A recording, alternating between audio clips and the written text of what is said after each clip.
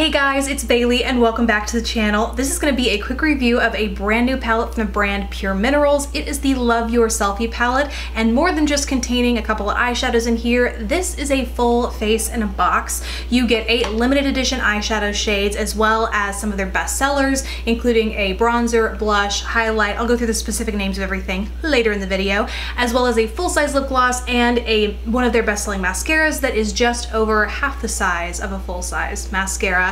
They sent this to me, actually they sent 2 to me as a sample.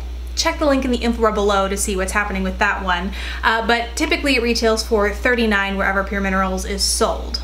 First, let's dive into the shadows. Like I said, you get 8 in here. All of them are limited edition shades, I believe, but there's a great mix of texture and color. There are 4 mattes. They are Exposure, which is this matte cream, Fade, which is this medium matte warmish brown, to contrast Capture, which is this medium matte cooler taupey brown, and then Sepia, which is this amazing deep chocolate brown. Actually, I lied, it's 5:1 matte to shimmer. This close-up, this deep dark, is a matte black. Then the non-matte textures you get are Flash, which is this beautiful shimmery champagne shade, Filter, which is a medium plum-leaning shimmery taupe shade, and Photobomb, which is this amazing blackened plum that I think has distinct like more plum shimmer, whereas the base has kind of that blackened feel to it. I gotta be honest, prior to this palette, I didn't have a ton of experience with PurMinerals shadows or PurMinerals as a line in general, and so I didn't really know what to expect, especially if these were limited edition shades. Like, they weren't really cult classics, so who knew what kind of quality they'd be. Happy to report that they're good across the board, whether they're matte, shimmery, light, dark. The quality is there, really no chalkiness, no dry or powdery texture. They're all very smooth, very easy to blend across the lid, and they all blend really beautifully into each other as you apply them. Now, I am wearing the neutrals on my eyes today. I chose not to do a demo throughout the video because I felt like that would be kind of boring. This is very reminiscent of a look that I wear pretty frequently here on the channel, so the demo you're gonna see is actually of me wearing more of the plum shades, and it's the look that I was wearing in the Makeup Forever Ultra HD Liquid and Stick Foundation video. A lot of you guys asked about that. This whole palette is what I was wearing in that video. And so beyond the great shadow quality, I really like that they were able to include a nice diverse shade range in here. You have your comfort zone neutrals, but you can also play with pops of purple, but they're not so purple that they're like intimidating. This is a very comfortable palette that allows you to still play, which I really like. Moving down to the face powders, you get a Mineral Glow bronzer, which I was a little concerned would be too orange for my skin. I tend to have very neutral leaning skin, and so the slightest hint of warmth will look too orange, and I'm sure those with cooler undertones can relate.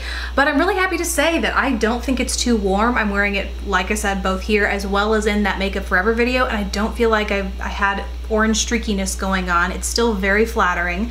Then you also get Savvy Blush, which is a very flattering, albeit a little under-pigmented, I think, but it is this beautiful dusty rose shade. You can layer it up, that's the nice thing, but it really does need to be layered for serious pigmentation, and so I think those with medium to deep skin tones will find that it might not work for them, or they just really have to layer it to get that pigmentation.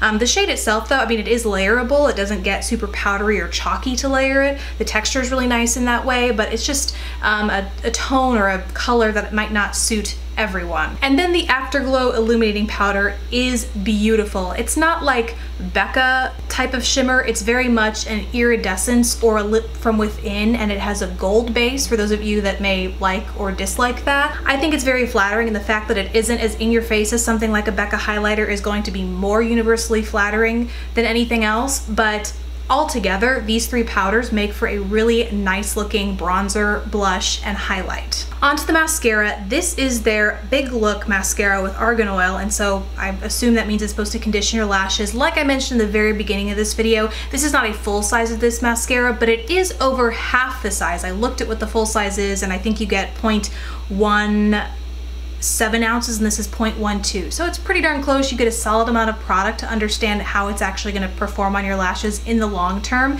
And this mascara took a little bit of working with to get used to. It has a rubberized wand with these short stubby little bristles, and in the pictures online it looks like there is a ball tip. I'm not sure if mine is missing the ball tip or if it doesn't actually have a ball tip, but it tends to collect a lot of excess product as a result right here at the end as well as here on the other end. I'm not really feeling this wand. In short, the wand is not for me.